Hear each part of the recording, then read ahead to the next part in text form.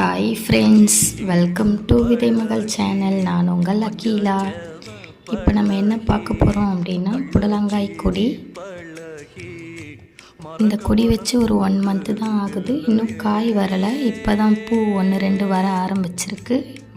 வாங்க இப்போ நம்ம புடலங்காயோட பயன்லாம் பார்ப்போம்.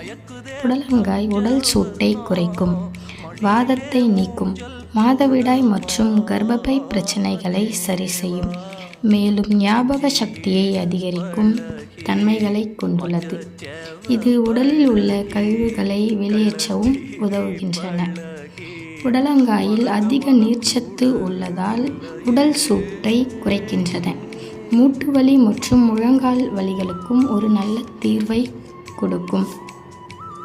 லைக் பண்ணுங்கள், ஷேர் பண்ணுங்கள், சப்ஸ்கிரைப் பண்ணுங்கள். நெக்ஸ்ட் வீடியோவில் சந்திப்போம்.